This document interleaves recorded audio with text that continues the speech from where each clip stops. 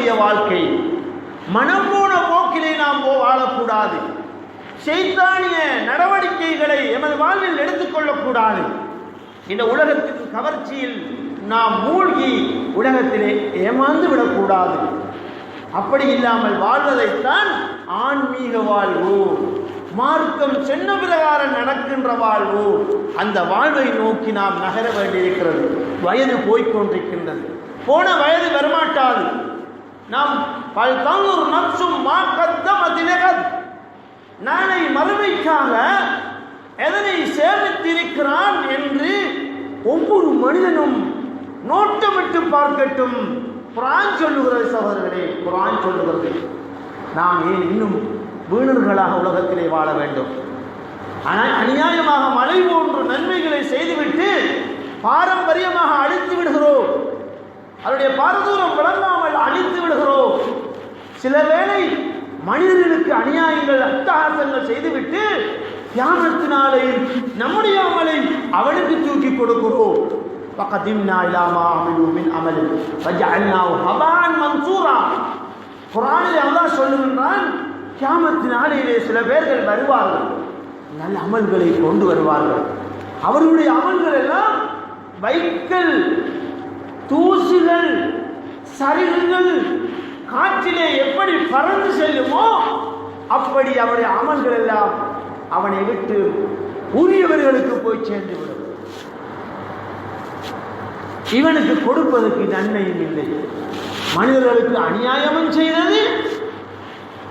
செய்த மனிதர்களுக்கு இவனுடைய அமலிலிருந்து அவனுக்கு கூடி கொடுக்கவும் இவனிடத்தில் நல்ல அமல் இல்லை. இப்படி இருந்தால் என்ன நாயகமே என்று கேட்டார்கள் சஹாபாக்கள். அப்போது நபி அவர்கள் சொன்னார்கள், அப்படி இவனுடைய நன்மைகள் அவனுக்கு போய் சேராவிட்டாலும் யார் யாருக்கு பாதக விளைவுகளை இந்த பிரபஞ்சத்தில் ஏற்படுத்தினானோ அந்த அநீதி விளைக்கப்பட்டவர்களுடைய முழு பாவங்களும் மேலதிகமாக இவன் பக்கம் வந்து சுமந்தாட்டப்படும். சுமந்து கொள்ள தயாரானால் முடியுமான காரியமா? எனவேதான் அன்பார்ந்த சகோதரர்களே, அல்லாஹ்வின் நல்லடியார்களே, அல்லாஹ் ரசூல் சென்ன வாழ்க்கை தான் வெற்றி. அதற்கு பின்னால் எந்த வெற்றியும் கிடையாது. இந்த உலகத்திலே யார் அறிஞர் என்ன வகையில் சொன்னாலும் அது இன்றைக்கு ஒரு சொல், நாளைக்கு ஒரு சொல்லாக மாறிவிடும். நிலையானது, நேர்த்தியானது. இன்னத்தீன இன்தல்லாஹில் இஸ்லாம், அல்லாஹ்விடத்திலே அங்கீகரிக்கப்பட்ட உறுதி செய்யப்பட்ட மார்க்கம் இந்த தீனுல் இஸ்லாம் தான். இந்த தீனுல் இஸ்லாத்திலே போதனை விடவுமா இருக்கின்றது உலகத்திலே. ஆகவே நாம் உள்ளங்களை இஸ்லாத்துக்கு ஏற்றவாறு அமைத்துக் கொள்ள வேண்டும்.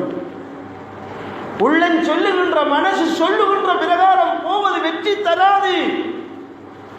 ஆன்மீக வாழ்வில் முன்னேறுவோம், வெற்றியை இம்மையிலும் காண்போம், மறுமையிலும் மௌத்துக்கு பின்னரும் கபரிலும் காண்போம்.